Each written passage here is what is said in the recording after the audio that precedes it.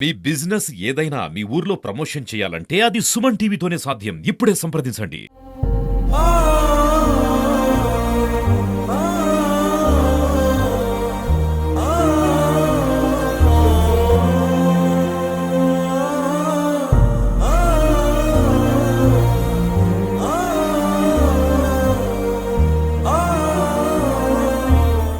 అక్క ఝాన్సీ అని హోంగార్డు అనకాపల్లి జిల్లాలో హోంగార్డుగా పనిచేస్తున్నారు. ఆమెకి మ్యారేజ్ అయ్యి 12 సంవత్సరాలు అయింది. అదేవిధంగా ఆమె హోంగార్డు వృత్తిలో గత 2 సంవత్సరాల నుంచి పనిచేస్తుంది. సో ఆమెకి 5 సంవత్సరాల కొడుకు ఉన్నారు. భర్త ఆ అనుమానం మీద అదేవిధంగా ఆమెకు హెరాస్మెంట్ కంటిన్యూ చేస్తున్నారు. సో దాని మీద గతంలో కూడా కసింగడ పోలీస్ స్టేషన్లో మహిళా పోలీస్ స్టేషన్ అనకాపల్లి మహిళా పోలీస్ స్టేషన్లో కౌన్సిలింగ్ ఇవ్వడం జరిగింది. అయినా కానీ అతను హెరాస్మెంట్ తగ్గలేదు.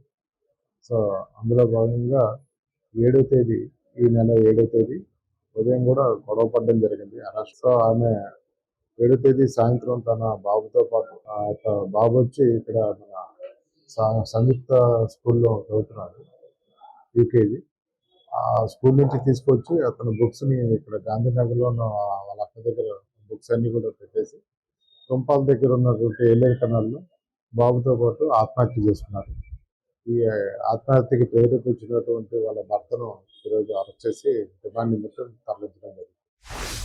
నా పేరు అల్లుమల్ల దుర్గా సార్. ఝాన్సీ మా చెల్లి అండి. తనకి 2012లో మ్యారేజ్ అయింది. మ్యారేజ్ అయిన తర్వాత అక్కడ ఉన్నది, కానీ ఫస్ట్ నుంచి గొడవలతోని తన భర్త అనుమానించేవాడు సార్. అనుమానం ఎక్కువ అబ్బాయికి. అనుమానంతోనే ఉండేది. అలాగే 2 సంవత్సరాలే ఉన్నారు సార్ కలిసి. ఎప్పుడు ఇక్కడే ఉండేది, మా దగ్గరే ఉండేది. మా నాన్నగారు కొన్ని ఏళ్ళు అయిన తర్వాత మళ్ళా బాగానే చూసుకుంటానని చెప్పి ఇక్కడికి వచ్చి ఇక్కడే ఉన్నాడు. ఇక్కడ ఉన్న తర్వాత బాబు పుట్టాడు ఆ అబ్బాయికి. బాబు పుట్టిన తర్వాత 1 ఇయర్ కలిసి ఉన్నారు. మళ్ళా విడిపోయారు. విడిపోతే మా నాన్నగారికి అనారోగ్యం వస్తే మా నాన్నగారు అనారోగ్యంతో చనిపోయారు. చనిపోతే మా నాన్నగారు జాబు మా చెల్లికి వచ్చిందనమాట. హోమ్ గార్డే మా నాన్నగారు కూడా. ఆ ఉద్యోగం చేస్తూ పిల్లల్ని పెంచుకొని మేము అందరం కలిసే ఉంటున్నాం సార్. నేను, నా భర్త, నా పిల్లలు, నా తల్లి, మా చెల్లి, వాళ్ళ బాబు అందరం కలిసే ఉంటున్నామండి. గాంధీనగర్లోనే ఉంటున్నాం ఫస్ట్ నుంచి. గత 4 నెలలు సార్ అక్కడికి వెళ్ళిపోయింది. నేను నా భర్తతోనే ఉంటాను. ఎప్పటికైనా పిల్లడికి తండ్రి కావాలి, ఎప్పటికైనా తండ్రి లేనోడుగా బ్రతకూడదు, ఆడే మారతాడని ఉద్దేశంతోని ఆడికి వెళ్ళిపోయింది సార్. ఎన్నో సార్లు మేము పోలీస్ స్టేషన్ లో కంప్లైంట్ ఇవ్వడం, గొడవలు అయితే ఈ అమ్మాయి ఇలాగే అలిగి వెళ్ళిపోవడం కూడా జరిగింది. ఎప్పుడు అలిగి వెళ్ళిపోయినా వచ్చేసేది సార్. ఈసారి మాత్రం ఇంకెవరికి చెప్పకుండా వెళ్ళిపోయింది, నవ్వుతూ వెళ్ళిపోయింది, ఎవరికి ఏం చెప్పకుండా. మరి లక్షవారం అయిందో శుక్రవారం గొడవ అయిందో నాకు తెలియదు సార్ నిజంగా. శుక్రవారం ఉదయం మాది పాన్ షాప్ సార్. శారదానగర్ లో మా షాప్ ఉంది. నేను షాప్ దగ్గరికి వెళ్ళిపోయాను. మా హస్బెండ్ జాబ్ కి వెళ్ళిపోయారు. మా పాప ఏమో కాలేజ్కి వెళ్ళిపోయింది. మా అమ్మగారు కింద టిఫిన్ షాప్ సార్ మా అమ్మగారిది. షాప్ దగ్గర ఏమో అమ్మున్నది.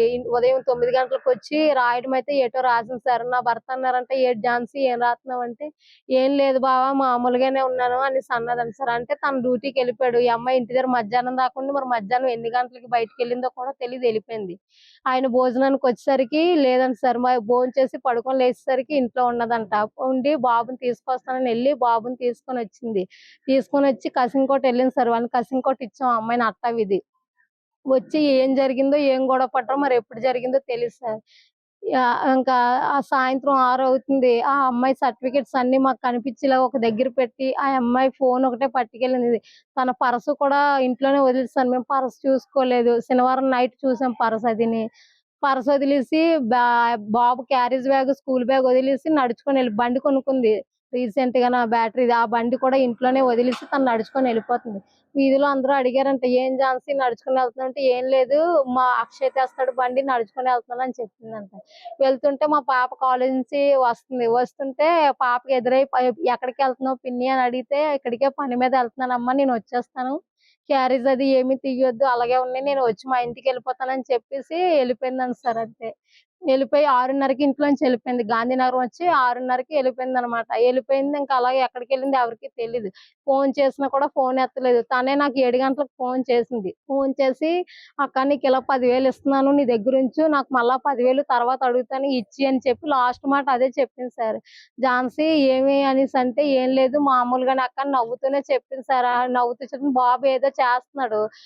"ఏ పండు" అని అరిచింది. "ఎక్కడికి వెళ్ళావని కూడా నేను అడిగాను. అడిగితే నాకు ఏ సమాధానం చెప్పలేదు. చెప్పలేదు. ఇంక ఫోన్ పెట్టేసింది సార్. ఫోన్ పెట్టేసింది. తర్వాత నేను చాలా సార్లు ఫోన్ చేశాను. ఎత్తలేదని వేరే వాళ్ళని ఫోన్ అడిగి ఆ నంబర్ నుంచి కూడా చేశాను. ఎవరి ఫోన్ నుంచి కూడా ఎత్తలేదు. ఇంకా ఆ టైంలోనే గోదావరి కాలువ దగ్గరికెళ్ళిపోయి 7 తర్వాతే సమయం టైం చెప్పలేదు గానీ, ఆ రోజే శుక్రవారం నాడే గోదావరి కాలువలో దూకి బాబుని ఎత్తుకొని కుర్కురే ప్యాకెట్లు కొన్నదంట. కొని ఆడి చేతికిచ్చి వాడిని అలాగ అడిసేసి ఆ అమ్మాయి అలా దూకేసిందంట సార్. ఏం జరిగిందో తెలీదు. ఆ అబ్బాయి అంతటా ఝాన్సీ వాళ్ళ ఆయన 8:30కి నాకు ఫోన్ చేశాడు. ఫోన్ చేసి "మీ చెల్లి మీ ఇంటికే వచ్చిందని" అన్నాడు. ఎందుకొచ్చిందని నేను అడిగాను. అడిగితే "ఏం లేదు" అన్నాడు. "ఏమీ లేకుండా నువ్వెందుకు నాకు ఫోన్ చేసావు? ఏదో జరిగే ఉంటది. ఏం జరిగిందో చెప్పు" అని నేను అడిగాను. "ఏం లేదు చిన్న గొడవే" అన్నాడు. "ఆ గొడవ ఏమైంది చెప్పు నువ్వు దాన్నేమన్నావు" అని నేను అడిగాను. అడిగితే "ఏం లేదు" అనేసి ఫోన్ పెట్టేసాడు సార్. "మీ చెల్లికి లైన్ కలుపు" అన్నాడు. సరే విజయ్ నేను ఇంటి దగ్గర లేను, షాప్ దగ్గర ఉన్నాను. నేను ఇంటికెళ్ళాక ఫోన్ చేస్తాననేసి నేను 9 గంటలకి ఇంటికొచ్చాను సార్ షాప్ అన్నీ కట్టుకొని. వచ్చేసరికి తన బండుంది. హమ్మయ్య! ఇంటిదే ఉంది అని అనుకోని మేడ మీదకెళ్ళేసరికి ఝాన్సీ లేదు.